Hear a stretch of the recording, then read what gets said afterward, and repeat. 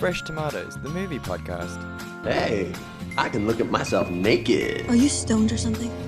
They tried stoning me, my dear. It did not work. He likes to create his own sauce. Well, did you sleep with a man who also slept with Mom and Grandma Catherine? What? You slept with Dad? All right, now which one of you sardines called this meat? Whatever, Major Loser. Let the party begin! Dearly beloved, we are gathered here today in the sight of our subscribers and our casual listeners to join in holy podcasting, Fresh Tomatoes, the movie podcast, and 2 bad movies. Will you, Simone LaRue, take this podcast to have and to hold, to schedule social media posts, and to reference in conversation with friends, both old and new? I do. And will I, Chad Eckovitz, take this podcast to have and to hold, to edit and to upload, and to mention on your CV for purposes of showing teamwork and initiative? I will. We may now start the podcast. Beautiful. My God. Tears in my eyes. I mean, just imagine the string quartet. It's great. Oh. We're both in white dresses. We've both walked down the aisle. It's fantastic. And yeah, I know this is not a wedding episode, but it kind of developed into a wedding episode. Yeah. Wedding / J-Lo / rom-com. Yeah, exactly. It's a 3-fer. That's what you guys are getting today. You're very welcome. Mm-hmm. So we are doing a J-Lo week. That's the central theme. And what 2 movies are we doing this week, Simone? We are doing 2 classic J-Lo movies, in my opinion. We are doing Monster-in-Law, and we are doing The Wedding Planner. Oh, yes. So here we go. I'm so ready for this week. Oh my God. You had to physically limber up before the podcast started. So. I've got some opinions. I always do with rom-coms, but... Oh, that's great. So just talk me through, before we even start, like, what is your perfect wedding? Like, budget is not an issue. Organization is not an issue. What is the perfect Simone wedding? Oh, man. This is so much pressure. To be fair, I really do love thinking about weddings, because I do love like the idea of like 2 people celebrating their love for one another, and I think it's great. I'm just also very broke, so that's not in my immediate future. Of course. And poor Rudy gets asked all the time when we're gonna get married. Bless him. Oh, so, man, that sucks. Undue pressure on him. I would say like a smallish wedding. Like I really just want like close friends and family there. Like I don't need extended people I haven't spoken to in 5 years. You know what I mean? And like yeah, absolutely. You can only bring a +1 if like I know them or you guys have been dating for a while. Like you can't bring your rando friend from the office that I now have to cater for, you know? Yeah, no, absolutely. Because who are they going to know? Your friend's going to be spending the whole time just like filling in on personal jokes. It's awkward for everyone. No. What do you feel about children at a wedding? No, don't want them there. Completely agree. Couldn't agree with you more. Like, love children. They do not belong at a party where people are about to get lit. Exactly. The whole purpose of a wedding, if you're not the married couple, and even the married couple do get proper drank, but you know, you've got your single people who are there to hook up, and that's the vibe. Like everyone knows that by now. Yeah. So if you're not feeling that and you've got a little munchkin there kind of, you know, stealing the vibe, stealing the fun, no. That's not what it's about. Get a babysitter. Treat yourself to a fun night. Come on. Exactly. I think for me, like the most important thing is like the food. Yes, of course. I mean, obviously, like my wedding will be probably pretty non-denominational, because I think it would be pretty hypocritical for me to walk into a church now and ask a priest to marry me. Yeah. And yeah, so just incredible food. I want like wine pairings with the cakes. Yeah, and maybe not like a full open bar, but I'd like a couple bottles of wine for every table, and then you can like purchase whatever else you want sort of on top of that. Just because my family should not be allowed near an open bar. No, that's even worse distraction than is necessary. That's when all your adult guests and family become the small toddlers themselves. But really I just want kind of like ale hall vibes, like just a multitude of delicious food, long tables, lovely like music involving the fiddle, I think. It's daytime, it's warm, everyone's just like chilling in the sun and having a great time. What about you? What's your vision? Obviously, Yeah, just so I'm black gonna. tie, misery. Surprisingly not. I mean, it I'm would teasing. be my vibe. Oh, I thought I'm like sometimes I give off that vibe, so I don't know. I don't know anymore. No. But yeah, so I'm thinking, Bill and is it Fleur's wedding in Harry Potter under the gazebo? Yes. Yeah. Yeah, that's my vibe 100%. Night wedding, Hmm. just, this beautiful gazebo with candles everywhere and fairy lights, and Oh it's yeah. fantastic. And there's big barrels of like beer and Mm. whiskey and just like really like Hobbit vibes meets Harry Potter Yeah. vibes. Obviously not themed because that's No, gaudy. you're Not not a a fan of a monster. screamed wedding. No, exactly. But just really chill that way.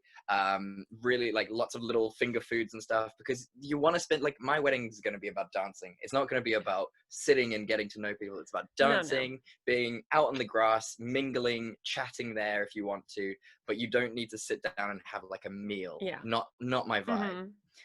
So But like a yeah, lot of just like lots and finger lots of wine. foods and like cheese Hmm. boards and stuff. I'm down Oh for yeah. that. I love a good cheese Yeah, board. I definitely. mean, Hmm. I mean, how could you not? It's yeah. cheese. And for the And cake, like, that's what are you thinking? You're not going to do a that's a traditional tough fruit one. cake, right? Like, my mom No, keeps I'm not a joking about it, fucking and I'm like, monster. Mom, shoot me in the head if I have a fruit cake at my fucking wedding. Fruit doesn't belong in a cake. The closest thing closest that a non-chocolate based cake can get is a carrot cake, and that's a Oh, vegetable. It's not even allowed. But I'm not a fan of that. okay. So, but I'm thinking because I'm a weirdo and from the 80s, a Hmm. Black Forest Gatto would be Mm. delightful. Which does But have yeah, fruit maybe in just it, by the way. yeah, but it's cherries. That's not Cherries that's don't the count. devil's fruit. They're basically candy. Yeah, exactly. Or just keep it simple. Nice vanilla cake. Why Mm. not? Yeah. What about you? What's the cake sitch? Like I said, I've always had this vision of having two cakes. Ooh. One, it's like a dark chocolate ganache, dark ass cake that goes paired with red wine. And then Uh-huh. I want like a lemon cake with like cream cheese frosting and Oh maybe my like some God. sort of berry compote on the side, and that's paired with like a white wine. Oh my goodness. That's devilish. That's pornographic. I love that. That's Because then everybody beautiful. has to eat two slices of cake. And You're then you're welcome, definitely going to be the guests. skinniest one there. Oh wow. Okay, so this has turned into the wedding podcast Yeah. now. We're not even gonna like this is no longer a movie podcast. We're just gonna go to wedding expos throughout the world, Yeah. and it's just gonna be really, really fun. How fun would that be, though? That would be great fun. I mean, just eating cake and just drinking Mm. champagne all the time. And Oh, judging what a people. life. Oh yeah. Mm. Perfect. Delicious. But instead, we're here judging two movies, and here the judgment is upon JLo. It's come time to judge her. But before we do decide the order, what are you drinking today? So we're recording this sort of midday, so I didn't feel comfortable opening up like a whole bottle of wine. That's responsible. Yeah, so instead, obviously, midday on a Sunday, I'm having a whiskey. As you do, because responsible. Does. Yeah, so, the usual. I don't think it's a Ballantine's, if anyone cares. Okay. Nice. All right, fair enough. Yeah, and what about you? I am drinking another beer from the beers that my colleagues got me as a leaving present. This one is the Harvesttown Brewery. It's a bitter and twisted. Ooh. It's a golden ale crafted in Scotland. Zesty, aromatic, and citrus. It's delightful. It's actually really, really nice. And I don't know if you can see, but it's got a little mouse with a pitchfork as its little logo. I love it. It's super cute. So big fan of this beer. It's really nice. Like, it's got like a really good citrusy undertone, and I'm a fan. I'm actually a really, really big fan of this. Oh. I don't know about you, but I think the problem for me with beers is I'll taste a new sort of indie beer, and then I'll be like, oh, I really like this, and then completely forget it all of time. Yeah. Or like next time you're looking for like a beer to bring to a party or something, you suddenly see all the beers that you've ever liked at the bottle store, and you are paralyzed by indecision. It's only one or the other. It can never be just, oh, I really like this weird beer that no one's heard of. Exactly. Yeah. Such is our burden. Yeah. The hipster Yes. generation. Yeah. All right. Well, talk me through wedding planners. I was so scared you were gonna say Monster-in-law. monster-in-law, and I'd be like, Just ah, really fuck you up. fooled. Just really fuck you up. I'd be so mad. Oh. Okay. Okay, here's my synopsis, which I wrote out. Amazing. Yeah, well, it's a tough plot to keep track of. Is it 2 lines long, or is this going to be the shortest episode of all time? Okay. Mary Fiore, played by Jennifer Lopez, is a brilliant wedding planner who is unlucky in love. In an attempt to help her out, her father introduces her to a man who she knew from her childhood, Massimo, played by Justin Chambers. Mary feels nothing for him, though, and rejects his advances. To advance her career, Mary takes on the wedding of Fran Donnelly, played by Bridget Wilson Sampras, whose family is new money and looking to make a big splash. This wedding is a critical next step in her career. While leaving the meeting, though, Mary is rescued from a potential road accident by the handsome Steve Edison, played by Matthew McConaughey. The two share an instant connection and, in fact, almost kiss later that day. Oh. The following day, however, Mary finds out that Steve is, in fact, Fran's groom-to-be.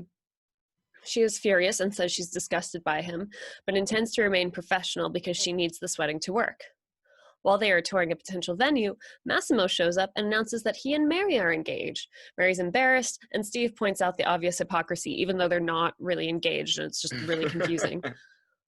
Shenanigans ensue, during which Steve and Mary grow closer, and Mary begins to question whether Steve and Fran are right for each other. Not wanting to interfere, though, and knowing that Massimo really does care for her, Mary decides to move ahead with marrying him and settling, even though she doesn't love him. At Fran and Steve's wedding, the two of them have the epiphany that they don't actually love each other anymore and shouldn't get married. Steve runs over to town hall to stop Mary's wedding to Massimo, only to find that she couldn't go through with it either. The two of them can now start their relationship together. The end. And that relationship is just going to work out perfectly. They are both, relationships that start like that. They're both two of the worst people in the world. They absolutely deserve each other. Okay, so before we get into it, because you're ready, I can see it. You're champing at the bit. I'm fired up. So tell me your cliffhanger first. So my cliffhanger is gonna be this one. And it's the bit at the very end where like Mary's saying to her dad, like, no, I know what I'm doing. I'm gonna marry this guy. I'll be fine. I've grown up. And that speech is totally negated by the fact that she then immediately runs off. And it's supposed to be like the whole movie presents like this like false choice that women apparently have to make between settling or going with like or like dating the inappropriate man that they're in love with. Like there's no in between. But isn't that the choice? That's yes. Every woman has to make that choice at some point in her life. Obviously, this movie is the most relatable because of that reason. I mean, you know, do you stick with the handsome, dependable one that you don't love necessarily, or the one who's completely unavailable? And there's just no third option anymore. There's just none. Yeah, it's tough. All women have to face it, and we all hate it. Yeah. I feel for you. So at least they made a movie about it now, which is great. Yeah, it's really nice. Rudy's actually married, so I really feel this on a personal level. Yes, he's got a second family somewhere that I don't care about. Is it his secret Canadian family? So talk me through your feelings about these horrible, evil characters, because this is your first time watching this, correct? I feel like I watched it ages and ages ago, so I didn't really remember anything. Right. I just like I can't imagine finding out that a dude that like allowed me to take him on a date and like dance with him and do all this romantic stuff with him turns out to be married, did not mention it at any point, and then turns around and is like, well, I was just trying to have a nice time. I don't know why you're assuming things. And then you're still attracted to him after that? I would be like, okay, dude, this is done. Yeah. You can't like that shit just shuts it down. Yeah. Like you didn't even spend that much time with him. You don't know that much about him. Like, you know, one quirky thing about his M&M preferences, and that's about it.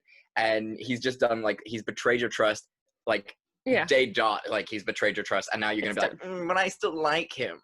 Especially like they create this weird like moment where Massimo's like, "Oh, we're engaged," and she doesn't correct him. Mm-hmm. Like she could just be like, haha, no, we're not. Yeah. Like it got lost in translation or whatever, and move on. Yeah. But instead she just like stays really quiet about it, and that gives Steve the opportunity to be like, oh, you think you're better than me? But she is better than him. But she is. Weirdly, Yes. the script uses this as a reason for her to like give him another chance because, oh, they're not so different, but they are so different. She wasn't engaged. Yeah. Like, that's the thing, like, it's the dumbest way to feed a plot that I've ever seen in my entire life. And, like, I don't know about you, but I really hate miscommunication comedy. I think it is awful, and it is so archaic, and it just, like, it fills me with anxiety because I'm just like, just speak words, just do the thing. And yeah, this whole thing is just based around that. It's like literally one scene where Massimo shows up and he's like, oh, we're engaged, and then everyone's like, oh, they're engaged, and she's And like, she doesn't correct him. no, and it makes no sense. No. What were your thoughts? Yeah, Let's hear some of yours.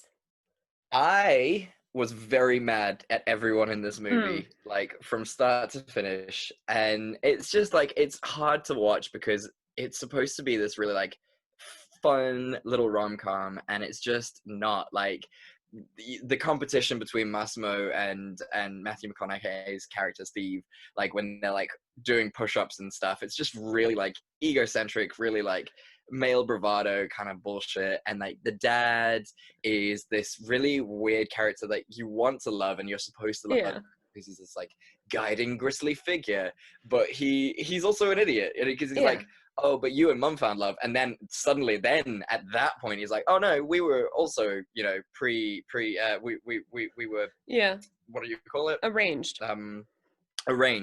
So why did that not come up before? Like in the first bit where Massimo comes onto the scene, it makes no sense. And no, it's just it's such a mess. Like I feel sorry for the Steve's wife as well, Fran, because you know she's just caught in the middle of this awful situation, and she doesn't really have much of a personality except when it suits the movie's progression.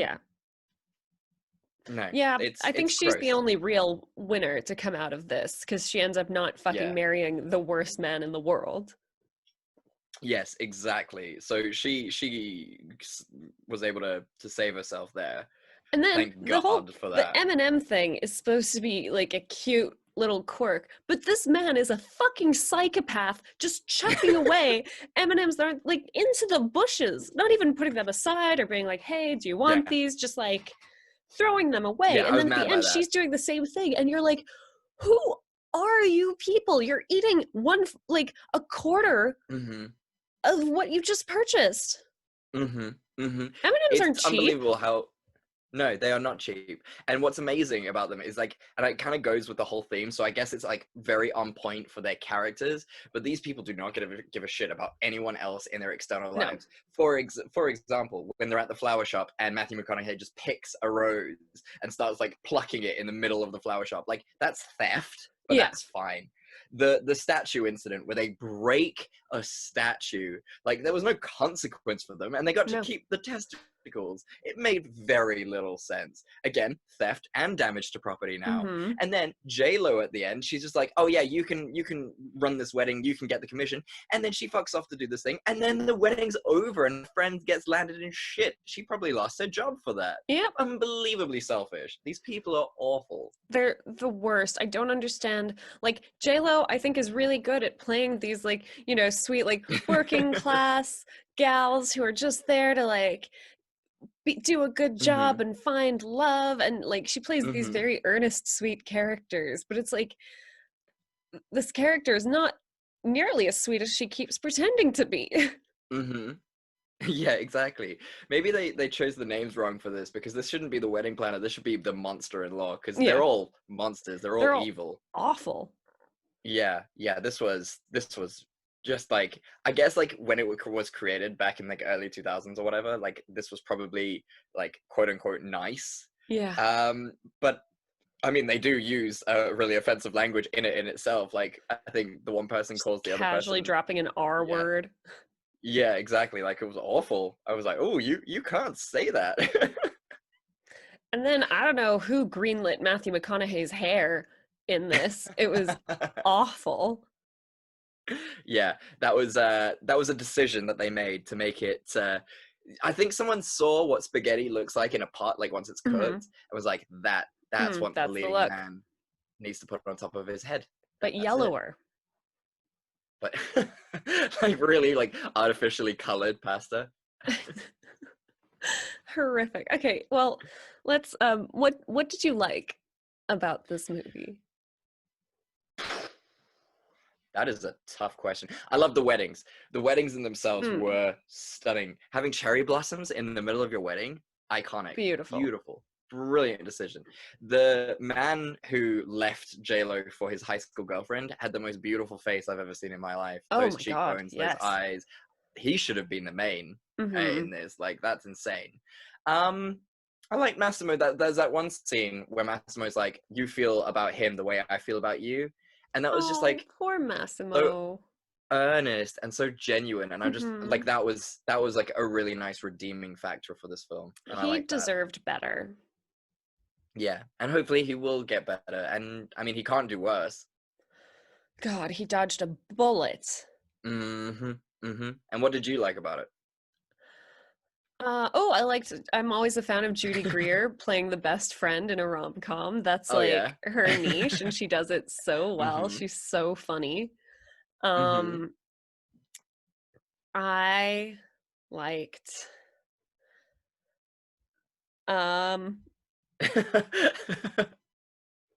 it's fine. It's J-Lo's acting is good. She's good in it. J-Lo does just fine. Does her thing. I liked the cute little kids in Matthew McConaughey's like little hospital scene. Yeah, that was nice. They That were was sweet. That was cute. There's not much to redeem this movie, let's be fair. It's neither really a romance nor a comedy. No, it's more of like a horror story. It's more like Yeah. reality TV where you're Yeah. watching two horrible people get together. Yeah. Yeah. So what's your scene that could have saved it if you have one? God. I guess I would have liked to see at some point fucking Matthew McConaughey's character realizing that he was actually in the wrong, because he spends the whole time being like, well, I didn't do anything wrong. I just, went out because I wanted to go to the movies and you invited me and then you asked me to Yeah. dance, and what was I supposed to do besides maybe mention that I was engaged? Yeah. And then like immediately they do that whole thing where like she has to forgive him, quote unquote, because she was engaged without realizing it. Apparently, allegedly. And I just wish rather she'd really like been harder on him for it and like stayed consistently tough on him and been like, no, you did a shitty thing. You keep trying to convince me it wasn't shitty, but it was, and I don't like you now. And for him to maybe go through some sort of growth or arc where he realizes that he might be in the wrong somehow. You're asking a lot of an early 2000s movie to put the blame on the man. That's pretty heavy, Simone. Pretty intense. And then just shame, just take Massimo out of it. Like that whole subplot was so sad. It really was, because he was like he was weird and like a little bit obtuse, but he like whatever. He doesn't deserve to be treated like shit. No. And what's your scene? Yeah. I don't know. It's so hard to choose like something that would redeem this whole issue. But yeah, it would have been great if it was a situation of, take out like 90% in the middle, so you've got like some time to play with, have the couples like break up, and then like a good 5 or 6 months of like their journey where Matthew McConaughey becomes like a decent human being and J-Lo becomes like a decent human being, and now that they've gone through their issues and sorted themselves out and grown as people, they can come together now in a relationship instead of starting from a place of pure poison. Yeah. But I suppose that's a bit much to ask. Again, yes, yes. I mean, she's a wedding planner. She should know that a wedding like a relationship that starts that way is never going to end well. Mm-hmm. Yeah, yeah. So watch it again? No, God, no. God. No, no, no, no, no, no. I mean, Head Over Heels, which is weird as fuck, is better than this film. Same generation, same sort of era, Yeah. but much better. Mm-hmm. Yeah. Yeah, this was pretty infuriating. Mm-hmm. I think one of my contacts got lost because I was rolling my eyes so much. Oh, I want to mention one last thing that was so bizarre was when he rescues her from that runaway dumpster or whatever, and he stays there like lying on top of her for ages after rescuing her. For some reason, he's like stroking her hair the whole time. Yeah. And I was like, how are you not terrified? Yeah, this dude is gonna full on wear your skin. Yeah. Like, not okay. No, no, no. Yeah, you have a really good, and he's like holding her face. Oh my God. It's I actually very yelled at the scary. screen. I was like, why are you touching her like that? It was horrible. It was, oh no. Yeah. Thank you for mentioning that. I'm glad we could discuss that because I completely like blocked it out my memory. That was Yeah, horrifying. yeah. Well, yeah, I again, I agree with you completely. I will never watch this again. And as if our listeners have never watched this film, don't worry about it. Seriously, if you want to see Jenny from the Block, like plenty of other movies to watch. Yeah. Yeah. Right, shall we move on to a slightly better movie? Slightly better. Yes, Monster in Law. Here we go. Charlie, played by Jennifer Lopez, is this fun, smart, beautiful woman living in LA working as a temp. She has multiple jobs, including dog walking and being a dental secretary. One day, while walking a bunch of dogs on the beach, she sees this really handsome guy running, without his shirt on. They exchange steamy glances and then go on with their normal lives. Later that same day, Charlie runs into that guy again in a coffee shop. They exchange glances again and stumble out a simple greeting and then disappear from each other's lives yet again.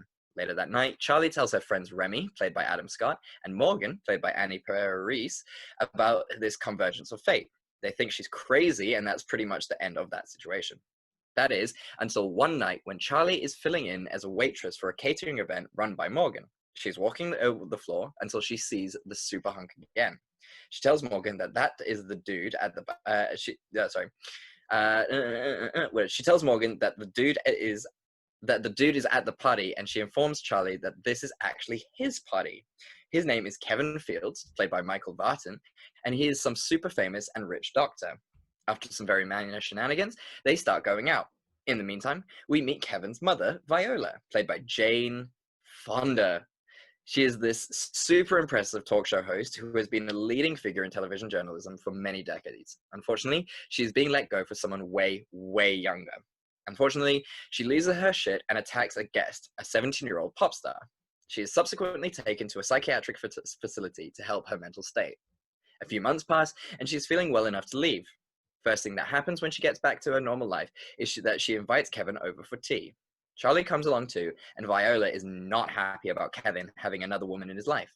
Despite this, Viola and Charlie seem to get along really well. Towards the end of the tea, and after seeing how well Viola and Charlie get along, Kevin proposes to Charlie. She says yes. This sends Viola spiraling into madness. Viola doesn't think that Charlie is good enough for her son, and that she's just after him for his money. So she decides to embark on a campaign of craziness to get rid of Charlie. Lots of shenanigans ensue, including a poisoning, fraud, impersonation, drugging, and some minor espionage. Finally, it comes to the day of the wedding. That's when we meet Viola's mother-in-law, Gertrude, played by Elaine Stritch. Hallelujah for Elaine Stritch. This woman is a babe. Colleen. Colleen! We see that Viola's relationship with Gertrude is similar to what Viola is trying to do with Charlie. Upon seeing this, Charlie decides that it's not worth it. The stress that comes with an overbearing mother-in-law is too much. She decides to call off the wedding. As she is about to tell Kevin about her decision, Viola has a change of heart and apologizes. They become best friends, and the wedding is back on. The end. What's your cliffhanger, Chad? So it has to be this one, and it's that ending speech where like where J-Lo is like laying down the law, and she's like, you will be there for holidays, every soccer game, every piano recital, and it melts your heart. It was just so lovely. And I think that is such a nice thing about this movie. Yeah. It's like the whole movie is about like craziness and, you know, Yeah. really serious attacks on people. But then you got this really nice moment at the end and it's just folds it really nicely. Yeah. Yeah. I think, you know, this was a nicer role for J-Lo because she got to be the bigger person here. I think they tried to Yeah. make her the bigger person in the other movie, but like, you know, she was just really awful. Yeah, exactly. And I think, yeah, she's such a nice character in this one. She's just really, really chill and like not afraid to stand up for herself. And I mean, I think there's a lot of like, you know, the dynamic between a mother-in-law and a daughter-in-law and you know, father-in-laws and sons-in-laws. It's a very weird dynamic and there's like a lot of power struggle and yet like there's supposed to be this like intense equality between them and it's a weird vibe. So it was an interesting movie to see like that dynamic done in like a comedy situation. You know, so yeah, I mean, I don't know how you feel about it. This is your first time again watching this, correct? Yeah. You know, I think it was a fun comedic role for Jane Fonda, especially complemented Yeah. really well by Wanda Sykes, who was so funny. Yes. Again, you know, with movies like this, like I understand it has to be high drama, but I always struggle with like the realism of the situation. Yeah, Like, absolutely. I think it also speaks to like this early 2000s, 90s sort of Gen X sensibility where like, you know, these are women's problems. I don't need to bother my husband with this or I don't need to make him choose, you know. So like they very much like sort of leave the groom to be out of it, whereas like, you know, now like that's your future partner in life. Like if this stuff started happening, she should have absolutely felt comfortable enough to be like, hey, here's what's happening with your mom, here's how I feel about it, what are you gonna do? Yeah, exactly. Like it's really like stressful. Like yeah, you like would it's you would your talk to your partner mom. about it. Yeah. I don't understand It is why insane. she feels that she has to like handle this alone and she can't involve the husband in it. Like for me, that's a bad sign for the marriage. You're so right. And I mean, it goes back to even your movie that you did, you know, wedding stuff is for the woman. And I mean, Massimo literally says that. Yeah. And it's no, absolutely not. Like you're a couple, you're a team, you work together on everything. That's what marriage is supposed to be about. You can have your own individual shit, but you're like in terms of the relationship, no, it's a group activity.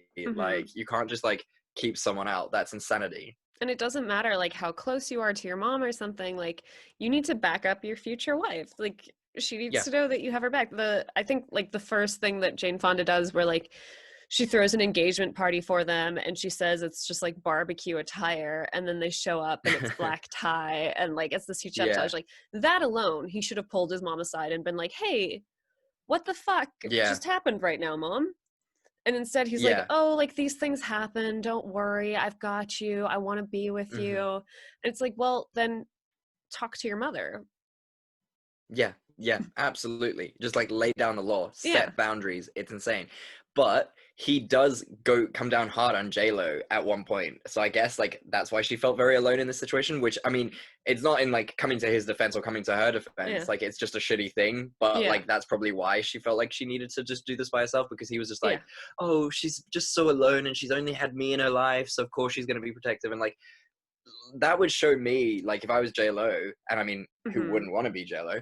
But if I was J-Lo in that situation, I would understand that to basically mean you're on your own in this, buddy. Like, I'm not going to help you when it comes to my mom, which is a shitty thing.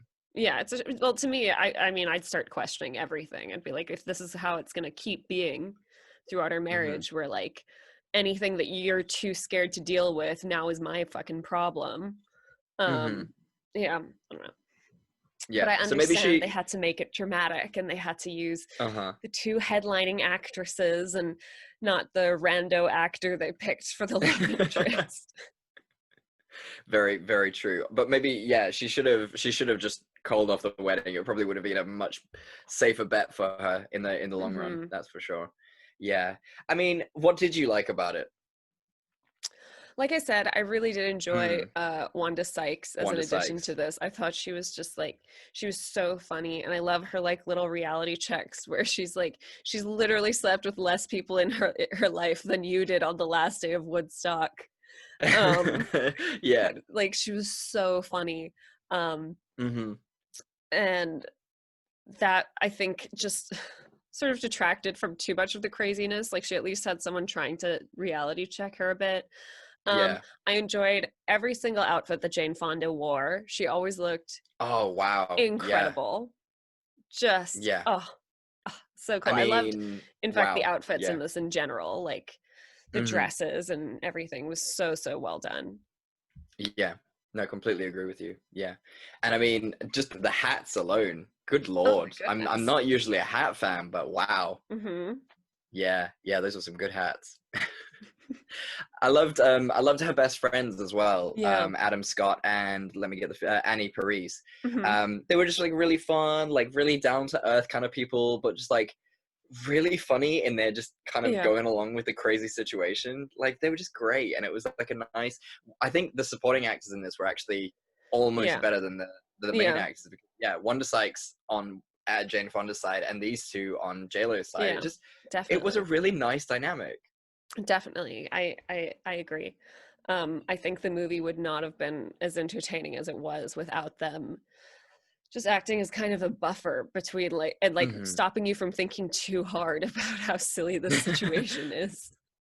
Yeah, exactly. I think you like maybe that's the reason they're there. It's sort of to check your reality as the Yeah. viewer, sort of to just keep you out of it a little Hmm. bit and just be like, yeah, yeah. Because even they're like, this is crazy. This is completely Yeah. crazy. Even like that scene where Jane Fonda basically poisons J Lo with the gravy, and So Wanda's there just bad. being like, Wanda's just like, nope, too far, outrageous, not no.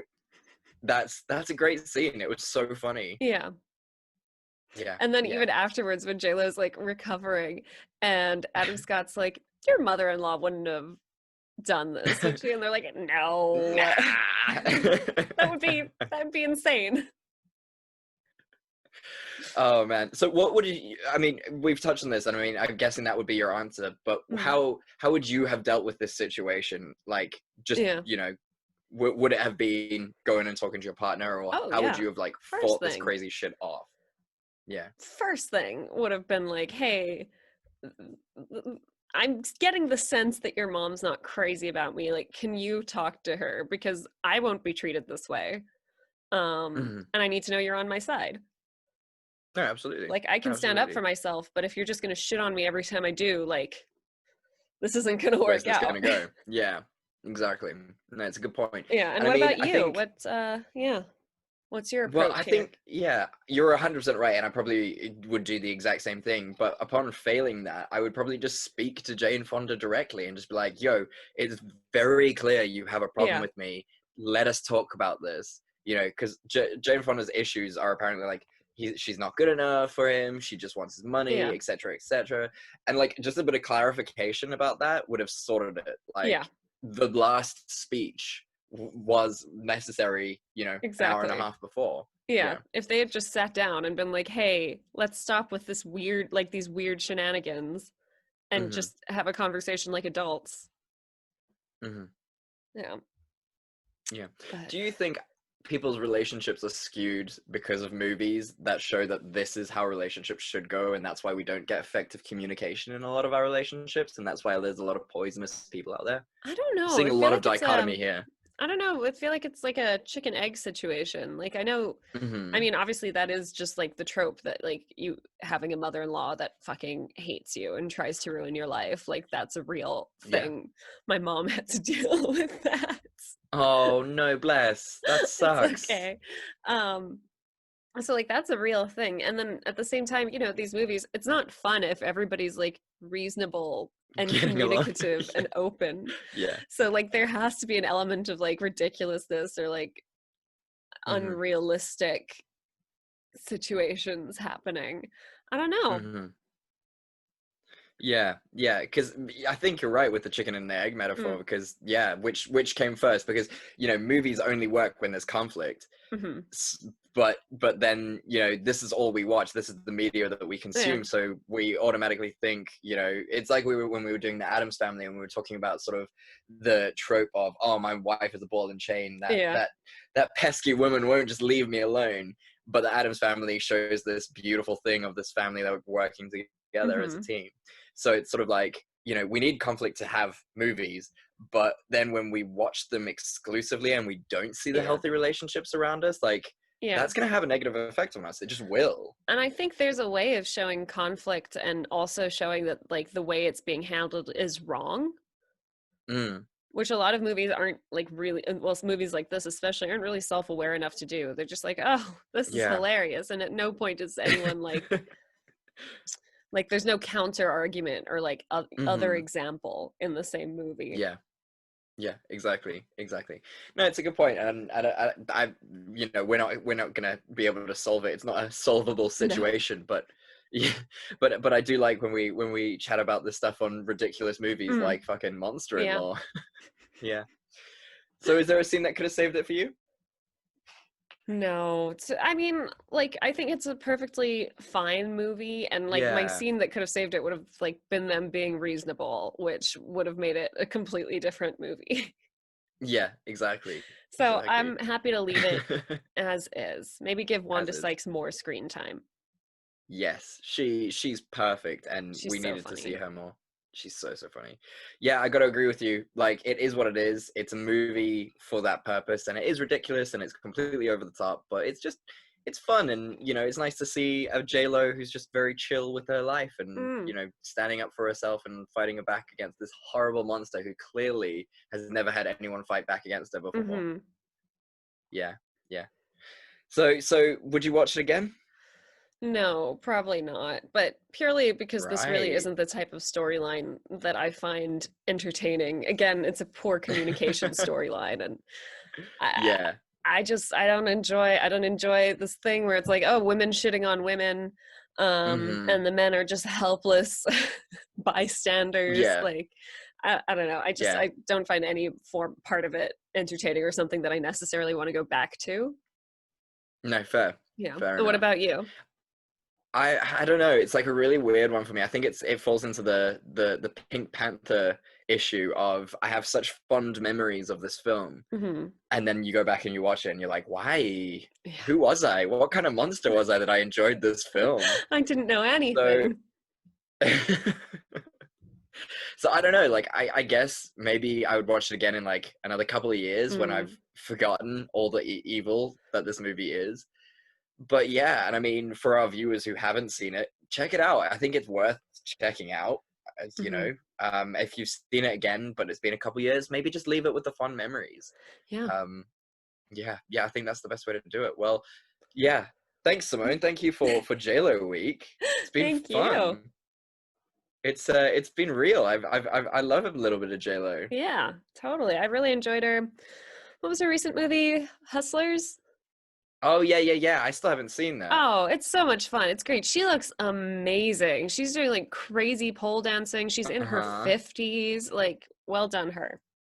Her and Keanu Reeves, they do not age. Don't age. Nope. No, they're gonna bury all of us with Betty White. It's those three at the end of the universe, that's for sure. So, Simone, what are we gonna do next week? You got anything? I got nothing. Do you got anything? I was thinking about it today, but I haven't done any research yet. But I was thinking like road trip movies, maybe. Oh yeah. Let's do a quick little Google search.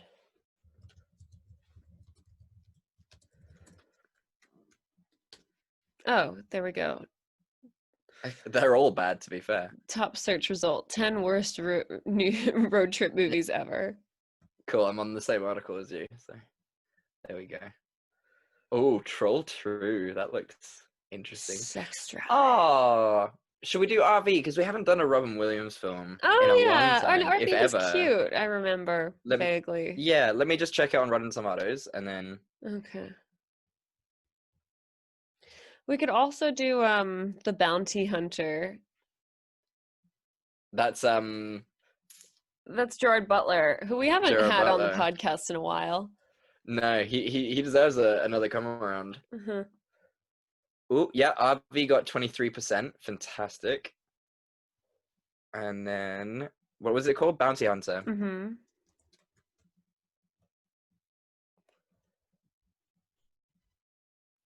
Is it The Bounty Hunter with Jennifer Aniston? Yeah. Yeah. Yeah. Okay. 12%. We can do those two. Sick. Perfect. Which one would you prefer? I don't care.